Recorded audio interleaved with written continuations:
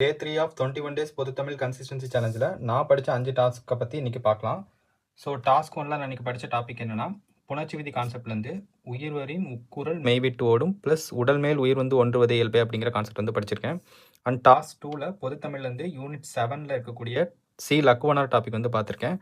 And task 3ல் வந்து திருக்குறள் பகுதியிலேருந்து அதிகாரம் பெயர் பார்த்திங்கன்னா ஒழுக்கமுடைமையில் முதல் 5 குறள் வந்து படித்து வச்சுருக்கேன்.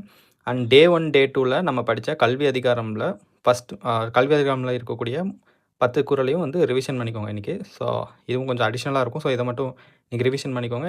அண்ட் இந்த குறளையும் அந்த 5 குறளையும் படித்து வச்சுக்கோங்க. அண்ட் டாஸ்க் 4ல் வந்து யூனிட் 1லேருந்து வினா எழுத்துக்கள் அப்படிங்கிற டாபிக் வந்து பார்த்துருக்கேன். டாஸ்க் 5ல் பார்த்தீங்கன்னா சந்திப்பிழை கான்செப்டில் வல்லினும் மிகும் இடங்களில் இருக்கக்கூடிய சப்டாபிக்லேருந்து ஒரு 4 கான்செப்ட் வந்து பார்த்துருக்கேன். ஸோ இந்த ஃபஸ்ட்டு 3 கான்செப்ட் வந்து கொஞ்சம் இலக்கணம் சார்ந்து இருக்கும். ஸோ இதுக்கு மட்டும் யூடியூப் ரெஃபர் பண்ணி கொஞ்சம் நல்லா டீட்டெயிலாக நோட் பண்ணி வச்சுக்கோங்க. ரொம்ப ஈஸியாக தான் இருக்கும். நீங்கள் பார்த்தீங்கனாலே உங்களுக்கு புரிஞ்சிடும். வீடியோ பார்த்தீங்கன்னா உங்களுக்கு புரிஞ்சிடும். ஓகேங்களா? So good luck to your challenge. Thank you.